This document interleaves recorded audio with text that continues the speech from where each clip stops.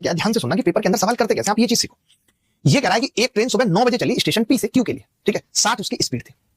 दूसरी ट्रेन सुबह 11 बजे स्टेशन क्यू से चली स्टेशन पी के लिए, 75 उसकी स्पीड थी। दो स्टेशनों के बीच की दूरी 585 थी, दोनों ट्रेन कब मिलेंगी? अब पहले तो बच्चा इस सवाल में चित्र बनाता है, जो कि बिल्कुल जरूरी नहीं है। मैं बस एक बात कहना चाह रहा था, पेपर में वो कभी नहीं चाह रहा, वो बस ये आपको जानना है या समझनी है पहली बात कि ये 9 बजे चल रहा है और ये 11 बजे चल रहा है, यानी वो 2 घंटे पहले चला है पी। तो मैं ये कह रहा हूं, अगर वो 2 घंटे पहले चला है, तो वो 2 घंटे में कितनी दूरी चल देगा? तो आपने कहा 2 गुना 60, 120 किलोमीटर चलेगा। इतनी दूरी तो पहले चलेगा। अब हम लगाते हैं रिलेटिव स्पीड का कॉन्सेप्ट कि भैया अब आगे की दूरी तय करने में कितना समय लगेगा। आपने कहा कि जी 585 दूरी है और 120, इतनी देर में मैंने ऑप्शन पे भी निगाह मान ली हल्की सी, ठीक है। 585 किलोमीटर की दूरी है, 120 वो चल चुका है। अब जो दोनों को मिलकर चलनी है वो है 465। दोनों की स्पीड जोड़नी पड़ेगी। क्यों जोड़नी पड़ेगी? क्योंकि रिलेटिव स्पीड दोनों ऐसे जा रहे हैं, तो आपने कहा 60 और 75 जोड़ेंगे तो 135 आ जाएगा।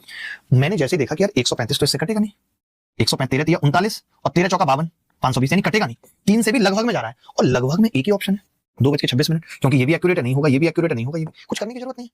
जब मान लो मेरे भाई कि यहां पर दो स्टेशन है ना, स्टेशन पी और क्यू, ये स्टेशन है पी, दूसरा स्टेशन है क्यू।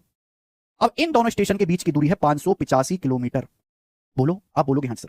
अब सवाल को अच्छे समझो कि एक ट्रेन सुबह 9 बजे निकलती है, एक ट्रेन सुबह 9 बजे निकलती है स्टेशन पी से क्यू के लिए 60 की स्पीड से, दूसरी ट्रेन निकलती है सुबह 11 बजे क्यू से पी की ओर 75 की स्पीड से। तो पहली ट्रेन ने 9 बजे चलना शुरू किया, दूसरी ने 11 बजे, तो पहली ट्रेन 9 बजे से 11 बजे तक टोटल 2 घंटे के लिए चली है। तो फर्स्ट ट्रेन 2 घंटे में कितना जाएगी? अगर पहली ट्रेन की स्पीड 60 किलोमीटर पर आवर है तो 2 घंटे में जाएगी 120 किलोमीटर। तो पहली ट्रेन 120 किलोमीटर चलने के बाद मान लो यहां आ गई, 9 बजे से 11 बजे तक पहली ट्रेन 2 घंटे चलने के बाद मानो यहां आ गई, पहली ट्रेन यहां आ गई, फर्स्ट ट्रेन 11 बज चुके, ये चल रही 60 की स्पीड से। अब जैसे 11 बजे यहां से दूसरी ट्रेन भी चलना शुरू कर दिया, सेकंड ट्रेन भी चलना शुरू कर दिया 75 किलोमीटर पर आवर की स्पीड से। तो दोनों ट्रेन एक दूसरे की ओर चल रही है, ठीक है भाई। अब बताओ इन दोनों ट्रेन के बीच की डिस्टेंस कितनी बची है?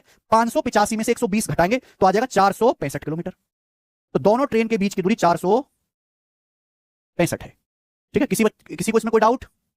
अभी 585 में से 120 घटाएंगे तो ये आएगा ना।